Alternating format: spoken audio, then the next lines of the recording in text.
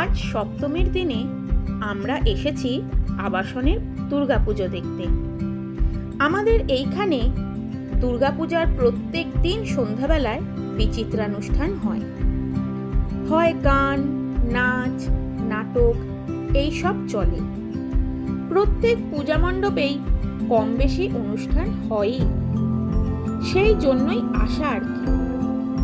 আমার ছেলে এই পূজা মণ্ডপে আজ গান গাইবে।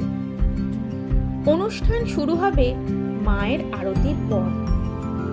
আমিও তাই ভাবলাম এই সময়ের একটু সদ্ব্যবহার করি আর কি, আর আপনাদের জন্য কিছু মুহূর্ত তুলে রাখি। ছোটবেলায় দুর্গাপুজো আসলে সে কি আনন্দ! ঠিক ওই ছোট বাচ্চাগুলোর মতো আমাদেরও হতো। আপনারাও নিশ্চয়ই দেখছেন কি সুন্দর হাতে আলপনা দেওয়া হয়েছে।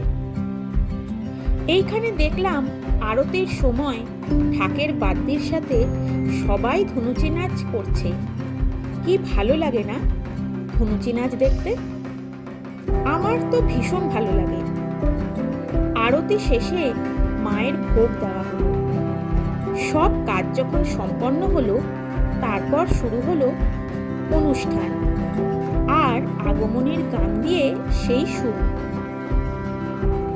দুর্গাপূজার এই সুন্দর মুহূর্তে আপনাদের ঠিক কি ভালো লাগে? প্যান্ডেলে বসে আড্ডা দিতে, না ঘুরে ঘুরে ঠাকুর দেখতে? নিশ্চয়ই জানাবেন কিন্তু।